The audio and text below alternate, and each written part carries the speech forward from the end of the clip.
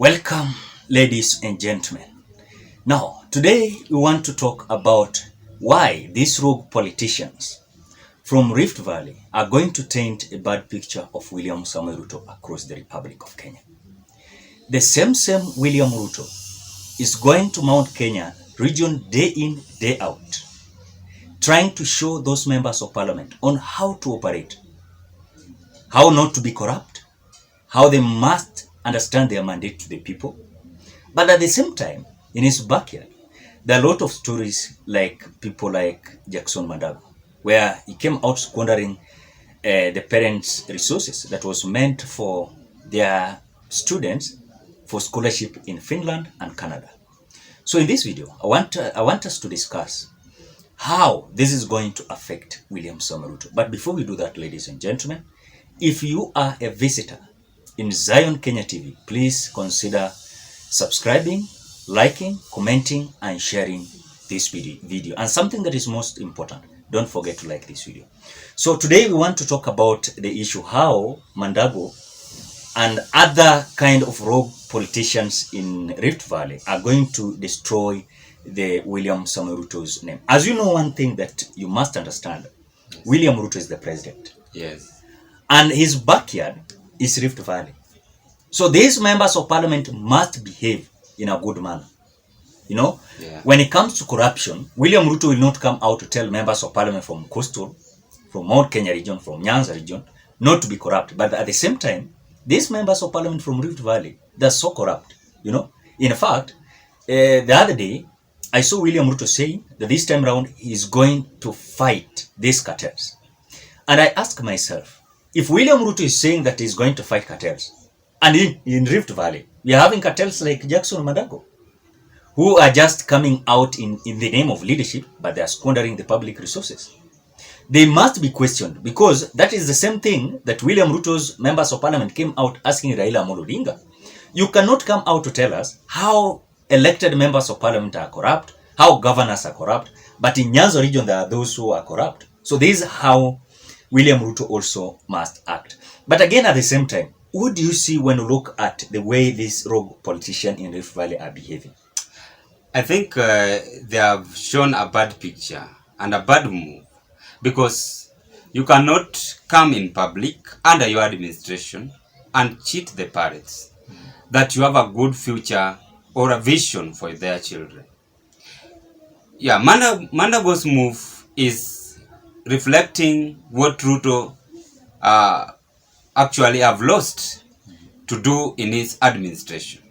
As you've just said, by saying you cannot correct the people from Nyanza, saying you fight cartels. And yet, your background, in fact, hometown, where you are coming from, is worse than even some of the politicians cannot expect to go there for to seek for advice. And again, something that you must understand, these governors, former governor Jackson Mandago, and they're having their other colleagues that at the same time they squandered the parents' school fees that was meant for the Finland scholarship and Canada.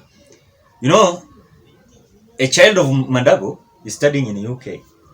He has paid it fully. When you look at the current governor now, Mzee Kotimoje, he's called Chelimo. His kids, not even one kid, almost two of them. One is in Australia, someone is in US. So there is just a kind of lying to public, because at the same time, it seems like you're fighting for the people, but you're benefiting behind their effort. You just imagine a single mother, a widow, coming out to sell her land, her property, everything, to ensure that at least if she is going to sponsor her kid to scholarship, is going to at least going to boost the family. Because after all, you know nowadays, when you look at the employment, you know, they always look at how you studied.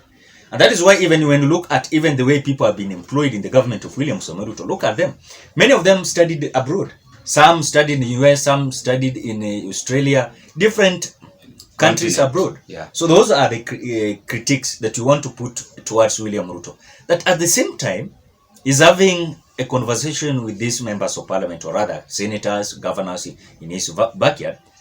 He must also consider how he's going to ensure that he's going to resolve this issue, or else, otherwise, it's contrary to what he's saying. Because we understand William Ruto. Today he says this, tomorrow that, and I think he's facing challenges as at now, because when we saw yesterday, Mandago was released, was he? Yeah, he was released, but Kenyans reacted differently because they were not expecting that. Actually, he has been released, and the money that they squandered, they have not returned. But again, even if someone has been found guilty and he has committed a crime, he or she is entitled to cash bill or those kind of things they always see in court. Yeah. But something that surprised me, the resources that they squandered is 1.1 billion. 1 billion, yeah. Mandago was released with 2 million. The two of them were 2 million. 2 million. So which means 1 million, the other one 1 million. Or a cash bill of 500,000. So I think even if they have been released, I think this should not be related on how William Ruto is now the president, that they should not be accused. If Mandago squandered the public resources, let him return and let everyone carry his own cross. And do you think these people are going to get their justice? Is it going to be easier? I don't know, because when you look at the cases that has been reported in courts, it depends also how these people, we have two types of forces. We have forces from the above, and we have the forces from the level of Jackson Mandago. But something that will depend on, when it comes to this case, is about the force from William Ruto. You heard him the other day saying that let those who came out squandering the public resources, let them carry their own cross. Yeah. It means he meant something that was very serious. Then Mandago should come out to pay, and he might come out to pay. But at the same time, remember, Jackson Mandago has already confused the current government, county government of Western Gishu, because the claims are being thrown to the current governor.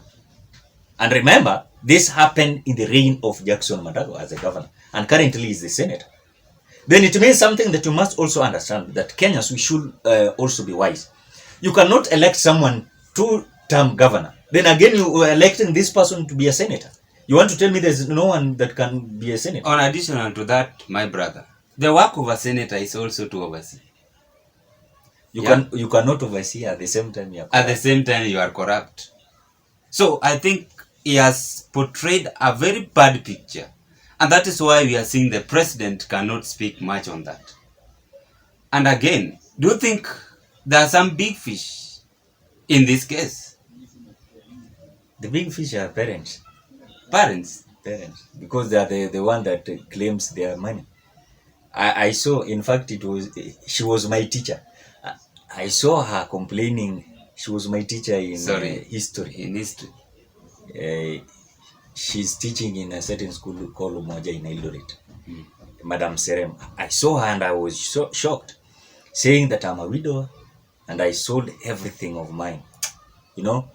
But again, at the same time, parents had good idea, and they bought this kind of narrative of Jackson Mandago during his reign, that their children, or rather their students, are going to be sponsored. So if today, for example, you have a kid who is looking forward to be a great person in future, and someone has come out with the idea that, look, I have a scholarship, let me assist you, you just look for money, then we search for a scholarship for your student.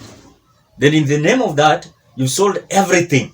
Then long last, at that school that was to sponsor, or rather for scholarship, bring another issue. They're claiming they want to send your student out of the school because he or she has not paid the school fees. So these are the issues that are being raised. So in the name of that, I think something that must be also be serious. These leaders must also be so curious with these leaders, because, for example, Raila Odinga has his leadership. You know, let not anyone be close to anyone, be it Ruto or Raila Odinga, to be corrupt because he's dealing with a big fish. For example, Raila Odinga and William Ruto. So the big fish in this case of Jackson Mandago, they are parents. They can decide whatever they can do. They can demonstrate day in, day out, as long as they're going to paint. But again, this is going to portray a bad picture of Jackson Mandago. At the same time, is derailing the kind of good politics that William Ruto could have played in Rift Valley. So finally, for me, I think William Ruto must come out to eradicate these kind of politicians, because at the same time they're praising William Ruto, at the same time they're squandering the public resources. So those are the way they are. Guys, that one has taught you a lesson, actually, that before you elect someone, you must be wise enough. You must also have that mind that how is this person going to bring or to take us to the next level. Yeah. So that is what we had in this our analysis today. I want to appreciate you so much.